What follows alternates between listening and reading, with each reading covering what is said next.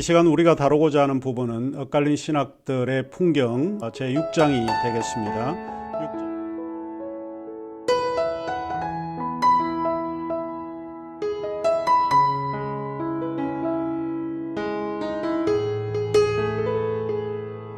6장에서는 신죽음의 신학과 희망의 신학, 두 신학을 우리가 살펴보도록 하겠습니다. 이 두 신학이 가지고 있는 논쟁들은 상당히 극과 극을 달리고 있는 신학의 논쟁들이지만 그 내용을 자세히 살펴보면 기독교 신앙에 대한 핵심적인 문제를 다루고 있다라고 하는 것을 우리가 알 수 있겠습니다. 6장을 먼저 이해하려고 하면 우선적으로 1960년대 시대의 배경을 이해해야만 합니다. 1960년대 시대는 교회가 생동감이 넘치는 그런 시대가 아니고 생동감이 많이 상실되어 있는 그런 시대입니다. 교회가 생동감이 상실된 그 이유는 청교도의 정신과 근본주의 신앙에서 사람들의 열정이 사라지고 상실되면서 피로감을 느끼기 시작했던 그 시대적 배경을 사실 가지고 있습니다. 특별히 신죽음의 신학이 그 중에 하나의 예가 아닐까 싶습니다. 또 하나는 유럽의 경우에서 세계 전쟁으로 인해서 사람의 마음과 사회가 황폐해졌기 때문에 그러지 않았을까 싶습니다. 세계를 낙관적으로 바라보았던 유럽인들이 전쟁으로 인해서 좌절과 희망이 상실되어 있는 그런 상태였다라고 보여집니다. 무엇보다도 신죽음의 신학과 희망의 신학을 우리가 살펴보게 되면 이 두 신학이 형성된 시대적 배경을 먼저 살펴보아야 하고, 물론 다른 신학도 마찬가지이겠지만 교회와 시대의 상황과 상당히 밀접하게 관계가 되어 있다라고 하는 것을 알게 됩니다. 그리고 전통신학이 더 이상 교회에 도움을 주지 못한다라고 보았던 것 같고, 교회 생활이라든지 신앙생활을 활발하게 하기 위해서 좀 필요한데 전통신학이 더 이상 그런 데 도움을 주지 않았던 것 같습니다.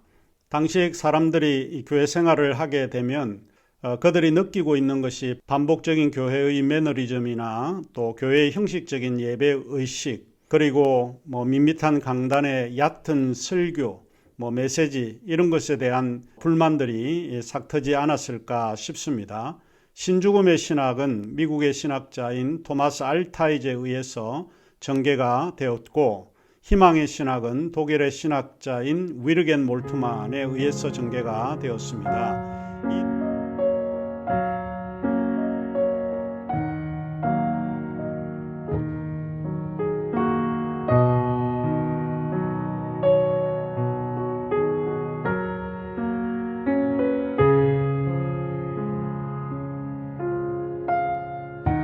이 두 신학자들은 그들의 신학을 세계에 알리게 될 때가 약관 30대였습니다. 30대라고 하는 것은 우리가 짐작을 하겠지만 도전에 대한 두려움을 가지고 있지 않는 그런 나이입니다. 세상에 대해 상당히 용감했던 것 같습니다. 그들이 강조한 신학적 어휘는 분명합니다. 한 사람은 죽음을 신학의 결정적인 어휘로 이해를 하게 되었고, 또 한 사람은 희망을 신학의 결정적인 어휘로 이해했습니다. 알타이저는 신이 죽어야 희망이 보인다라고 믿었던 것 같고, 몰트만은 죽음에서 희망을 가져와야 생명을 얻을 수 있다 이렇게 보았던 것 같습니다. 그들의 차이는 죽음과 희망이라고 하는 두 어휘 속에 그들이 강조하고 있는 내용이 무엇인지 우리가 찾아볼 수 있을 것 같습니다. 이 두 신학을 살펴보면서 마음에 떠오르는 질문이 생기게 되는데 두 가지 질문이 생기게 됩니다. 하나는 왜 신이 죽어야 말을 했어야 했나 하는 것이고, 또 하나는 희망을 말한다는 것의 전제가 무엇이었는가 라고 하는 이 두 가지 질문이 마음속에 떠오르게 됩니다. 자, 그러면 우선 우리가 이 두 신학을 제각기 살펴보는 것이 필요할 것 같습니다. 먼저 우리가 살펴볼 신학은 신죽음의 신학입니다. 알타이지의 신죽음의 신학은 피상적으로 우리에게 화를 불러 일으키는 것 같습니다. 알타이저 이야기를 듣게 되면 사실 분노가 치미는 것 같은 느낌을 갖게 됩니다. 왜냐하면 한마디로 그가 신이 죽었다고 단언하기 때문에 그러지 않았을까 싶습니다. 그런데 사실 이것을 우리가 살펴보게 될 때 그가 이 이야기를 하는 것은 상당히 피상적으로 이야기를 하고 있는 부분입니다. 우리가 깊게 그의 이야기를 경청을 한다면 그가 의도하는 내용은 무엇인지 조금 더 이해가 되지 않을까 싶습니다. 신이 죽었다라고 하는 이와 같은 그의 단어는 부정의 레토릭, 부정의 수사학을 느끼게 합니다. 그런데 자세히 들여다보면 그가 우리에게 전하고자 하는 메시지가 분명히 들어가 있다라고 알게 됩니다. 자, 그러면 우선 알타이저가 누구인가? 알타이저가 살아온 삶에 대해서 아주 간략하게 살펴보는 것이 좋을 것 같습니다. 자, 그는 1927년 매사추세츠 캠브리지에서 태어났습니다. 하지만 그의 어린 시절은 매사추세츠에서 보내는 것이 아니고 웨스트 버지니아에서 대부분의 시간을 보내게 되고 그 이후에 그는 시카고, 동부에 있는 미국의 시카고 대학교에서 신학을 공부하게 됩니다. 그가 쓴 박사학위 논문을 보면 어거스틴의 사상에서 은총과 자연에 대한 개념에 관한 글을 썼던 것을 알 수 있습니다. 어거스틴을 상당히 좋아했던 것 같습니다. 박사 과정 중에서 그는 여러 교수님들에 의해서 영향을 받았는데 특별히 문화신학자인 폴 틸리라고 하는 신학자와 종교학자 요아킴 바하 그리고 멀시어 엘리아데에 의해서 상당히 개방적으로 영향을 받지 않았을까 싶긴 합니다. 이 시기의 알타이저는 윌리엄 블레이크라든지 헤겔이라든지 그 다음에 도스토옙스키와 같은 문학의 작품 뿐만 아니고 철학자 니체와 같은 사상가들에 의해서 많이 몰입이 되어 있던 그런 상태라고 볼 수 있습니다. 이제 그들의 사상이 그의 신학에 스며들었다라고 해도 틀린 이야기는 아닐 것 같습니다. 그는 신죽음에 대한 신학을 발표할 때가 조지아주에 있는 에모리 대학교의 교수로 재직할 때였습니다. 이 일로 그는 대학에서 사직을 강요당하고 대학을 그만두어야 했습니다. 그가 다시 자리를 옮긴 곳은 뉴욕의 주립대학으로 자리를 옮기게 되고 바로 그곳에서 기독교 복음의 무신론자의 복음이라고 하는 새로운 그 의미로 사람들에게 각인을 시키게 됩니다. 그의 일련의 일들에 관해서는 우리 교과서 262쪽에서 267쪽을 살펴보시면 상세하게 제가 언급을 했습니다. 더 이상 그의 생에 대해서는 좀 이야기를 하지 않을 텐데 참조하시면 도움이 되지 않을까 싶습니다. 저는 이제 알타이저를 생각을 해보면 하나의 단어로 그가 어떤 사람인가를 이야기를 해보면 표준 신학을 거부한 신학자로 이해를 해볼 수 있다 하는 것입니다. 그는 기존의 신학에 대해서 상당히 부정적이었다라고 하는 이야기입니다. 기존의 신학이라고 할 때 그 기존의 신학은 새로운 문화에 민감하지 않았다. 시대가 변하고 있는데도 불구하고 그 시대에 민감하지 않았다라고 하는 것을 그는 지적을 하고 있습니다. 그가 주장하는 것은 전통의 반문화적인 것에 대한 반동에서 출발하지 않았나 이렇게 이해를 해볼 수 있습니다. 하지만 그의 신학을 따라가 보면 그는 시대에 참 민감했다라고 하는 것을 알 수 있고 변화를 필요할 때에 교회는 변화를 반대했다라고 그가 생각을 했던 것 같습니다. 시대에 민감해야 하는 그런 상황임에도 불구하고 교회가 그런데 문을 닫고 개방하지 않았다고 보는 것입니다. 저는 그래서 이제 알타이저가 이야기했던 신죽음의 신학을 하나의 운동으로 좀 이해를 합니다. 이것은 하나의 운동으로서 지금 죽어 있던 신앙의 형태가 새로운 생명을 위해서 깨어 있어야 한다라고 하는 이제 그런 의미에서 신앙 운동으로 좀 이해를 하는데 교회에 대한 신앙 운동으로 좀 이해해 보지 않을까 이렇게 싶습니다. 죽었던 교회의 생동감을 좀 불어넣기 위해서 했는데 하나의 단점이라고 하는 것은 무엇인가 하면 그가 사용한 것이 신의 죽음이라고 하는 용어 상당히 부정적인 그런 개념을 가지고 신학에 접목을 했기 때문에 사람들에게 거부 반응이 일어나지 않았을까 그런 생각을 해보게 됩니다. 그러면 이제 그의 신학에 대한 사상들을 좀 검토해 보는 것이 필요하겠습니다. 여기에서는 특징적으로 몇 가지를 살펴보는 것이 좋을 것 같습니다. 우리 교재 267쪽에 보면 첫 번째로 그는 신학을 신앙에 응답하는 사유로 이해를 하고 있습니다. 신죽음의 신학은 우리가 생각할 때는 상당히 도전적이고 도발적이라고 보여집니다. 알타이즈의 영향을 받은 사람들이 알타이즈에 대한 이야기를 가지고 사람들에게 신죽음을 이야기할 때 더 도발적이고 도전적인 그런 어휘를 가지고 글을 썼던 것을 우리가 기억을 합니다. 여러 글들이 굉장히 많은데 제가 한 가지를 소개하자면 다음과 같습니다. 267쪽 밑에서 6번째 줄을 보시면은 이게 이제 실렸던 곳이 미국 감리교회 학생지인 모티브라고 하는 학생지 창간 25주년 특집호에 실린 이 글인데 당시에 그 상황을 자세하게 설명을 하고 있는 것 같습니다. 제가 읽어드리면 이렇습니다.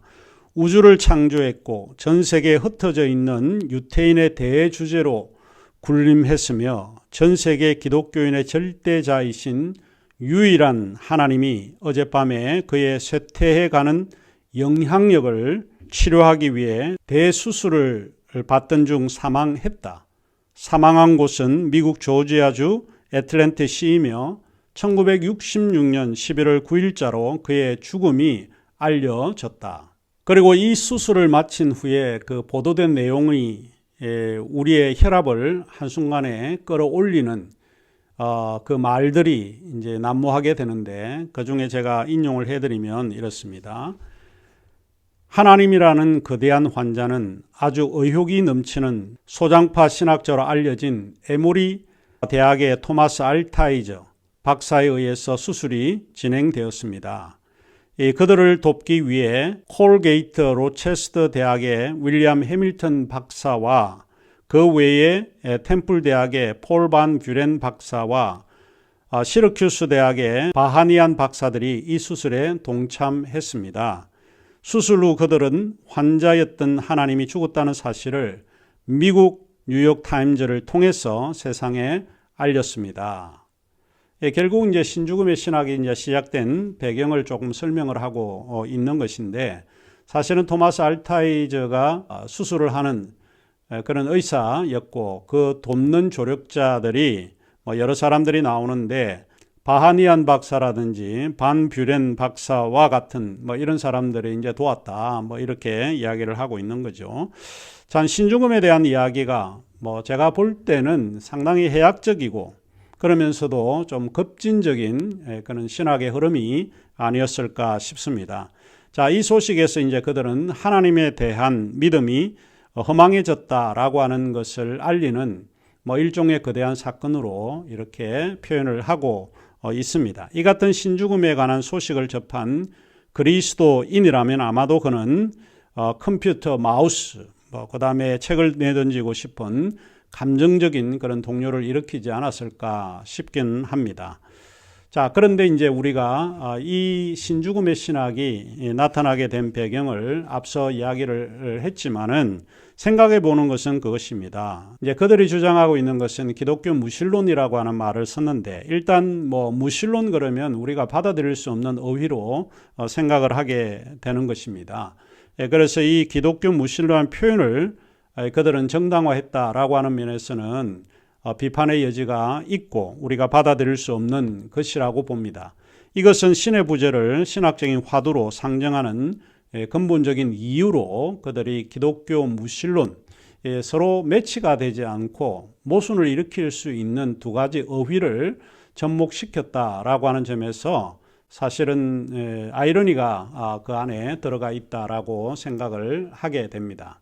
아마 제 생각에는 알타이저가 생각을 해낸 것이 기독교의 그런 신앙의 다른 표현을 사용한 것이 아닌가 하는 생각입니다. 이제 신학의 새로운 접근을 위한 그런 것을 생각해 보다가 기독교 무신론 이렇게 이야기를 하면 무신론이라고 하는 것은 신이 없다라고 하는 뜻이거든요. 신이 부재하다 이런 뜻인데 오늘날 우리는 신이 부재한 상태에서 신앙을 살아가는 존재다라고 하는 것을 이야기하기 위해서 이런 이야기를 해내고 있다 하는 이야기입니다. 구체적으로 이제 말을 하면 교회의 그리스도 정언을 거부하는 그런 말이라고 보기보다는 그리스도에 대한 새로운 표현 양태라고 하는 그런 의미로 이 용어를 사용을 했다라고 하는 이야기입니다. 그래서 그가 결정적으로 이야기를 하고 있는 것은 신학이라고 하는 것은 항시 현 시대의 상황을 신학의 탐구 속에 발견하려고 노력을 하지만 우리는 그것을 의식하지 않고 지나쳐 왔다 하는 것을 알리려고 하는 그런 의미가 들어가 있는 것 같습니다. 자, 두 번째로 그 알타이즈의 죽음의 신학이 가지고 있는 것은 부정의 변정으로서의 신학을 이야기를 하고 있습니다. 신죽음의 신학은 기존의 방식을 해체하는 방식으로 우리에게 접근을 하고 있습니다.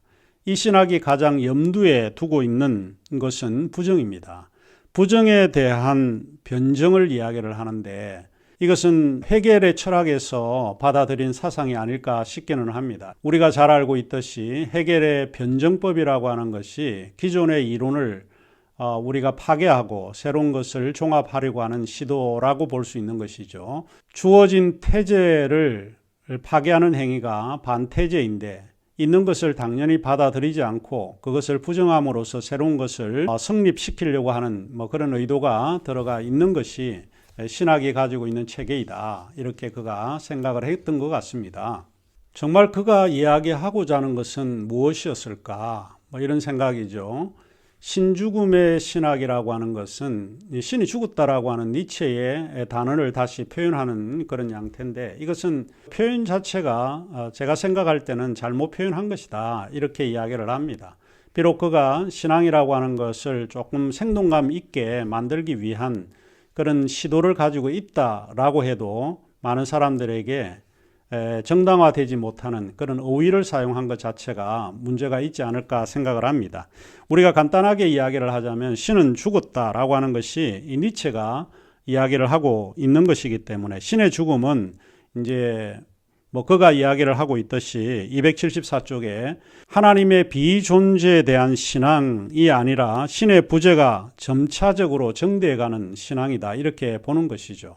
하나님에 대한 의식이 없어도 우리가 신앙을 잘 살 수 있도록 도와준다. 이런 의미인데 도대체 그것이 우리가 그림을 그릴 수가 없는 그런 이야기를 조금 하고 있다 하는 이야기입니다.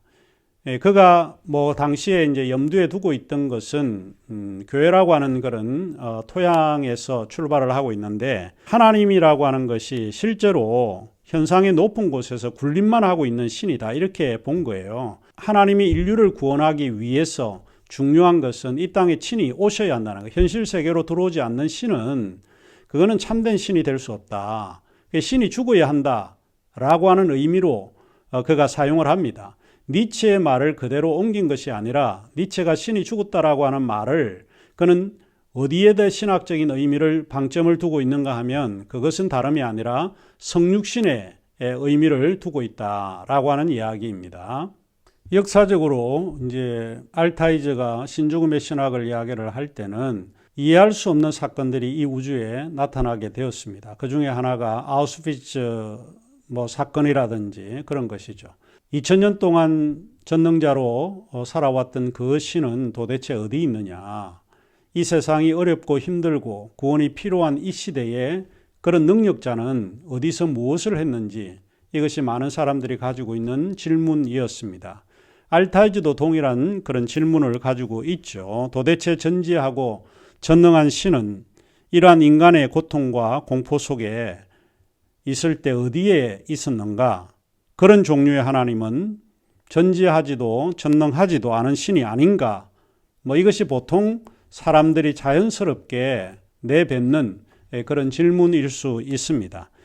토마스 알타이즈가 가지고 있는 그런 신은 초월적 기독교 유실론의 하나님이 죽었다라고 이야기를 하는 겁니다. 오늘 우리의 현실과 무관한 그런 신은 죽었다라고 하는 것을 단언했던 것 같습니다. 신죽음의 신학을 전개하는 데 있어서 이 필요한 것이 무엇인가 하면 결국에는 서구에서 이해되어 왔던 그 전능하신 하나님, 우리의 현실과 무관한 그런 류의 초월적 유실론의 하나님이 죽었다. 그거에 대한 어떤 선언이었다라고 보는 것입니다. 이런 선언을 하기 위해서 그가 채택했던 사상적 사유는 헤겔에서 빌려왔다 이렇게 보는 것입니다. 이 헤겔은 정신의 비움을 강조를 했는데 그와 같은 것을 그가 신학을 전개할 때 이것을 인용하지 않았을까 싶습니다. 우리 교재 277쪽을 보시면 제가 이 이야기를 조금 언급을 했습니다. 알타이즈의 신죽음의 신학은 헤겔의 부정적 변정에 의존하고 있는데 자아식을 통해서 행하는 신의 개념에 알타이즈가 크게 고무된 것처럼 보입니다. 이 자의식의 결과는 자기 비움의 방식에서 자의식의 행위를 통해 이루어지기 때문입니다.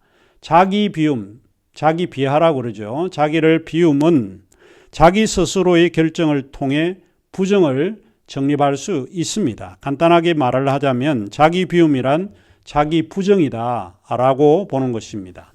타인에 의해서 내가 나를 죽이는 것이 아니고 내가 스스로 내 자신을 내어주는 자기 비움의 역사다. 그 자기 비움이 곧 자기 부정이다. 자기를 부정할 때에 세계가 구원받을 수 있다 하는 이야기입니다. 조금 전에 이야기를 했지만 자기 비움의 역사는 우리가 빌립보서 2장 1절에서 5절에 자세히 설명하고 있는 것처럼 성육신의 교리입니다. 하나님이 하늘의 영광의 모든 것들을 버리고 이 땅에 친히 오셨다라고 하는 이야기가 바로 성육신의 중심적인 교리입니다. 하늘의 영광을 버리고 이 땅에 자기 목숨을 내어주기 위해서 오셨다라고 하는 것입니다. 하나님은 자기가 자기를 죽음으로 내모는 그 순간 인간은 구원을 받을 수 있다. 자기가 자기를 상실하는 행위, 이것이 사실은 성육신이 우리에게 가르쳐주는 굉장히 중요한 교리다라고 우리가 알 수 있습니다. 그래서 이러한 그 사상은 우리 278쪽에 예수 그리스도에게서 우리가 찾아볼 수 있다 하는 이야기입니다. 예수 그리스도는 신죽음의 결정체와 같은 것입니다. 우리는 이것을 그리스도의 케노시스라고 이야기를 하는데 케노시스라고 하는 말은 어원적으로 비우다, 무화하다라고 하는 뜻입니다. 자기가 자기를 무화하다, 자기가 자기를 비우는 행위, 이것을 보통 우리는 케노시스라고 이야기를 합니다. 기독교의 정체성은 무엇입니까? 그것은 하늘의 모든 영광 버리고 이 땅에 친히 오신 예수 그리스도에게서 찾아야 한다라고 하는 이야기입니다. 예수 그리스도는 자기 자신을 비우는 그런 행동을 통해서 인류가 구원받는다라고 하는 것입니다. 자기 부정은 쉽지 않습니다. 자기 부정은 죽음을 통해서만 가능하다라고 하는 것이죠. 예수 그리스도는 십자가에 못 박혀 죽으시고 자기를 죽음으로 내어 주었다라고 하는 것입니다. 자기가 죽음을 향해서 가는 그런 행위가 인간을 구원할 수 있다. 이것이 이제 알타이즈가 생각했던 것입니다. 그래서 복음이라고 하는 것은 결국 세속적인 언어로 우리가 이해해 볼 수 있는데 알타이즈가 추구했던 것이 바로 이런 세속적인 언어를 통해서 복음을 표현을 했던 것이 아닌가 이렇게 생각이 되어집니다. 이제 알타이즈의 사상에서 우리가 신의 부정을 많이 강조를 하고 있는데 이 신의 부정은 예수 그리스도 안에서 자기를 부정하는 하나님, 자기를 무화하시는 하나님으로 이해할 수 있습니다. 사실 이것이 빌립보서 2장, 앞서 제가 2장 1절에서 5절 이야기를 했지만 빌립보서 2장 7절 8절에 나오는 그런 구절 속에서도 우리가 이것을 발견하게 되는데 자기 비하하시는 모습에서 우리가 예수 그리스도 하나님을 우리가 찾을 수 있습니다. 모든 초월적 근거의 신은 자기를 비하하는 그런 행위하는 그런 신이어야 한다라고 알타이즈는 생각을 한 것 같습니다. 자기 부정이 없는 하나님, 결코 성육신하여 십자가에 자신을 내어주지 못할 것이다. 이것을 알타이즈는 생각을 한 것 같습니다. 알타이즈는 신죽음의 신학을 통해서 우리에게 말하고자 하는 것이 있습니다. 그래서 마지막으로 이 장을 나가면서 우리가 생각을 해볼 수 있는 것이 그것인데 알타이즈가 이 신죽음을 신학을 통해서 우리에게 말하고자 하는 것은 바로 기독교 신앙에서 가장 중요한 어휘가 죽음이라고 하는 것입니다. 우리가 침례를 받을 때도 예수 그리스도와 함께 십자가에 못 박혀 죽고 장사한 바 되었다, 죽었다는 거죠. 죽음을 통하지 않고는 이 기독교 신앙을 이해할 길이 없다라고 보는 것이죠. 봉사라고 하는 것도 마찬가지입니다. 내가 희생하지 않으면 봉사가 이루어지지 않습니다. 나를 내어주어야만 가능하다. 죽음으로 내어주어야만 가능하다. 그리고 우리는 성경을 보면 죽음이라고 하는 어휘가 굉장히 중요한 신앙의 결정체인 것을 잘 알 수 있습니다. 내가 그리스도와 함께 십자가에 못 박혔나니 그런즉 이제는 내가 산 것이 아니고 내 안에 그리스도께서 사신 것이라. 기독교 신앙은 자기 상실, 자기 죽음을 강조하고 있다. 우리는 그리스도와 함께 십자가에 못 박혀 죽었다. 죽음을 통하지 않으면 생명이 일어나지 않고 부활이 일어나지 않는다라고 하는 이야기입니다. 뿐만 아니고 예수 그리스도의 대속적 죽음은 어떻습니까? 대속이라고 하는 것은 죽음을 전제로 합니다. 죽지 않으면 살아날 길이 없습니다. 죽음을 통과해야만 대속이라고 하는 의미를 우리가 이해해 볼 수 있습니다. 이처럼 기독교 신앙에 관한 우리의 생각을 하게 되면 모든 것들이 죽음을 떠나서는 생각할 수 없다라고 이해해 볼 수 있습니다.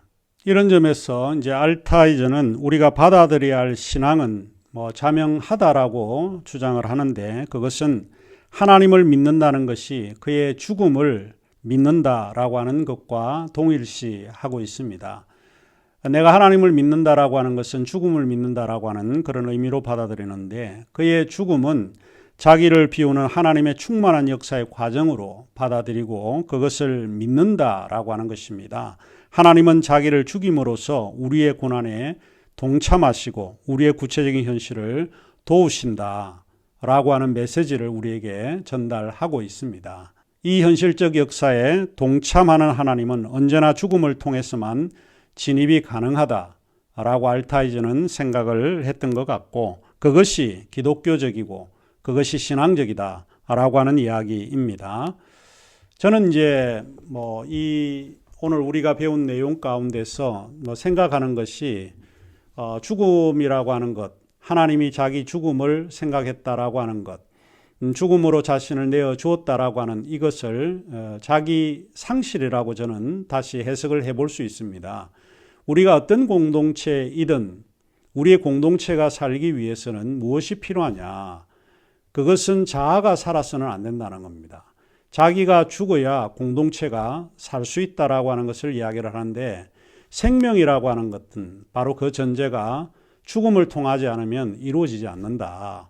그런 생각을 해보게 되는데, 토마스 알타이저는 이런 점에서 죽음의 신학을 우리에게 이야기를 합니다.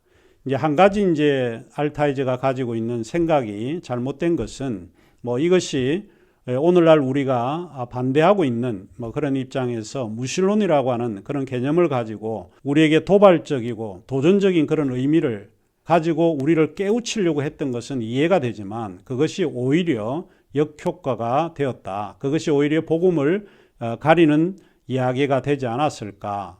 비판을 해보자면 토마스 알타이저가 가지고 있는 생각은 그런 점에서 지극히 잘못되었다. 이렇게 이야기해 볼 수 있습니다.